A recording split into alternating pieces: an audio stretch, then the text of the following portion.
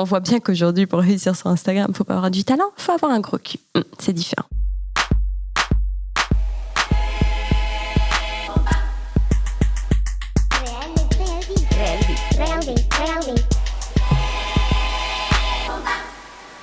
Moi, c'est Laetitia. Et elle, c'est Angelina Bruno. Elle a 8020 abonnés à l'heure qu'il est. C'est pas grand-chose, mais Angelina, ses followers, elle les achète pas, donc pour faire grandir son compte, ça prend du temps. Pourtant, des restas, elle en côtoie. Elle est quand même la danseuse officielle de Black M, même qu'elle a un garde du corps. De son corps, on a beaucoup parlé. Et à première vue, cette fille, elle est exactement ce qu'elle montre sur les réseaux. Un grand sourire, beaucoup d'énergie, des phrases hyper profondes, qu'on n'est pas sûr de toujours comprendre, mais qu'on a envie de partager quand même. Réelle Vie, c'est le podcast qui interroge celles et ceux qui s'exposent tous les jours sur les réseaux sociaux et en font même parfois leur métier. On a oublié de vous dire qu'Angelina, il lui manque un bras, mais en fait, elle est tellement plus que ça. C'est parti. Angelina Bruno, bonjour. Bonjour. Ça va ? Ouais, et toi ? Super, ouais, merci.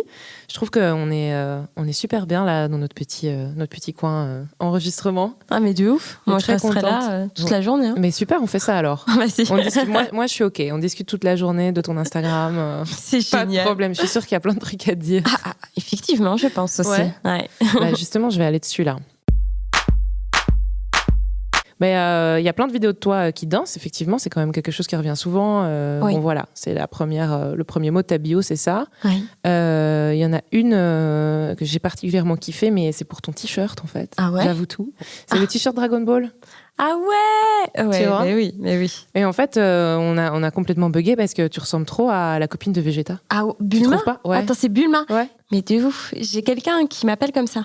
Qui Ah, m'appelle ma petite Bulma. Et je trouvais voilà. ça trop mignon. Non, mais carrément t'es Bulma. Et donc, en fait, moi, je voulais savoir si Vegeta, c'est ton genre de mec. Ah, pas du tout. Ah non. Ah non, mais moi, les mecs qui tirent la gueule, je peux pas. Mais je peux pas. Le mec est fâché H24. Non, mais je peux pas. Donc non, c'est non, quoi. Ah, c'est non, là.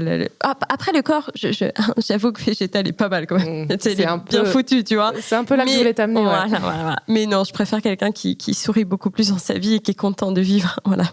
J'ai aussi remarqué, donc, t'as un bras plein de tatouages. Oui. Et il y a un tatouage de Rafiki sur ton épaule. Oui. Alors, ça représente quoi, Le Roi Lion, pour toi ? C'est un dessin animé qui a marqué ton enfance ? En fait, pas forcément. Alors, pour moi, le dessin animé par excellence, c'est La Petite Sirène. Ouais, je la kiffais trop, la Petite Sirène. D'où les cheveux rouges, peut-être. Peut-être, je sais pas. Mais en tout cas, peut-être inconsciemment.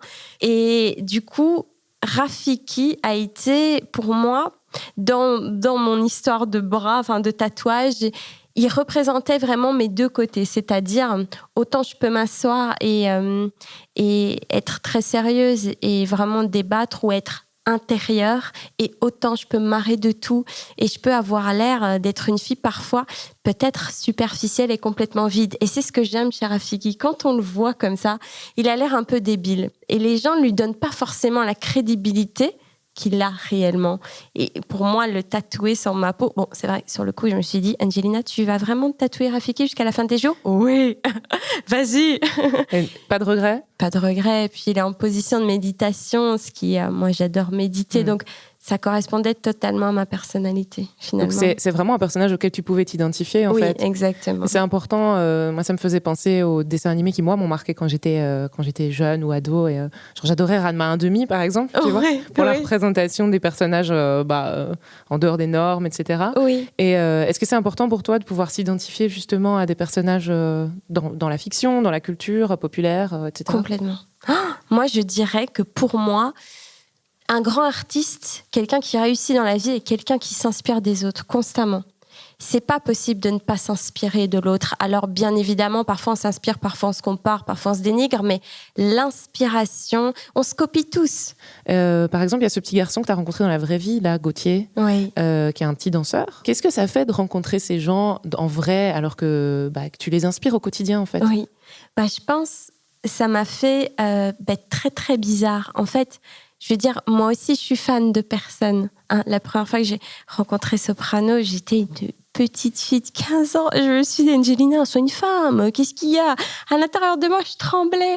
Et jamais dans ma vie, j'aurais pu imaginer qu'on pouvait avoir ça avec moi. Et parfois, je rencontrais des adolescentes qui étaient dans un état en me voyant et je me suis dit, oh, mais c'est tellement mignon. Et c'est ce qui finalement, c'est ce qui me motive davantage à continuer dans cette voie-là. C'est vrai que ma passion numéro 1, finalement, peu importe l'art que je prends, c'est transmettre. Alors moi, si je prends un selfie maintenant et que je veux faire le buzz sur Instagram, comment je fais pour faire une légende à la Angelina Bruno? Oh waouh, je sais pas.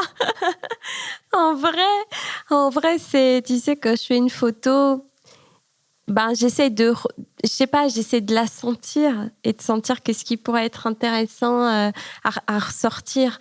En vrai, c'est de l'intuition, tu sais. Donc, soyez authentique, je dirais ça. Mets tes vrais mots. Ouais. Cherche pas forcément que ça soit beau, mais mets tes vrais mots. Après, moi, j'aime beaucoup écrire, j'aime beaucoup rimer, faire des rimes. Donc, forcément que mon écriture est un peu plus travaillée, quoi. Mais en vrai... Est-ce que tu considères que tu es un modèle de représentation alternatif? Alors, il y a un débat aujourd'hui sur le body positif qui me déplaît un petit peu parce qu'on est dans une ère où on recherche la différence, mais non pas parce que d'un coup on est devenu plus tolérant. C'est parce qu'aujourd'hui, il y a beaucoup plus de personnes, d'accord? Donc forcément, on est amené à avoir plus de danseurs, plus de talents. Et aujourd'hui, on cherche la différence pour se démarquer. Et là, ça me pose un problème. Donc, c'est pas, ouais, c'est génial, t'as un bras en moins. Non, c'est, on a besoin d'une fille qui va se démarquer. Donc, Angelina, elle a un bras en moins, donc elle va être intéressante. Donc, on est un peu dans encore une fois, quelque chose qui n'est pas vraiment vrai. Aujourd'hui, je vois sur Instagram des photos de filles qui sont rondes. Malheureusement, on les a retouchées. Elles sont rondes, mais on a enlevé leur cellulite. Frère, arrête. On en a tous. Même moi qui est mince, en fait. Arrête une minute. Fais pas chier. Montre-nous tel qu'on est. Donc, on est encore dans un gros mensonge, finalement. Tu vois? Oui, carrément, carrément. Et ça, c'est... D'ailleurs, il y a un compte Insta, il faut aller voir. C'est Social Media VS Réalité. Ouais. Il faut aller dessus. Parce que là, c'est quelqu'un, je ne sais pas c'est qui, mais cette personne a eu la bonne idée de reprendre toutes des personnalités, ou pas forcément, mais qui mentent quoi, sur leurs faits. Qui retouchent et qui cachent. Ouais. C'est ça. Et finalement, quand on voit ce compte-là, on se dit, ça va finalement, je suis assez bonne. Donc toi, tu retouches pas? Non, jamais. Et les filtres? Oui, ça, j'en mets un petit peu. Ça, oui. Quand même. Bon, ça, on va dire, allez, pour moi, le filtre, et encore... Je n'utilise pas Snap, j'utilise pas les filtres Snap. Un petit film donnait un peu plus de peps, tu sais, quand c'est l'hiver, t'as pas de couleur, t'as pas été au soleil, voilà. Est-ce que tu dirais que dans la réelle vie, t'es comme tu es sur ton profil Instagram, ou est-ce que t'es différente? Écoute, en fait, je suis comme 3/4 des gens. C'est-à-dire, sur Instagram, c'est la meilleure version de moi-même. Et ça, c'est pas la réalité. Ça veut dire que quand j'ai des bad moods, quand j'ai des obstacles et quand je suis pas bien dans ma vie, je l'expose pas, tu vois. Je montre pas ça. Tu choisis de pas le montrer. Oui, aussi, bien sûr. ouais. Oui, bien sûr. Je fais le choix de pas le montrer parce que là, on part dans de l'intimité et pour moi, ça ne regarde pas les gens. Mais par contre, quelqu'un qui va regarder mon Insta va se dire, mais Angelina, elle a une vie de ouf, incroyable. Mais ils ne voient pas derrière, parce que je ne le montre pas. Ils ne voient pas les sacrifices que je fais, ou les coups de mou, ou la fois où j'ai une tronche de cake, quoi. Donc, il faut quand même retenir ça. Il faut que tous les gens qui voient les comptes, finalement, moi, je connais des gens, ils vivent dans 20 mètres carrés. Mais par contre, ils ont fait un prêt pour une grosse bagnole.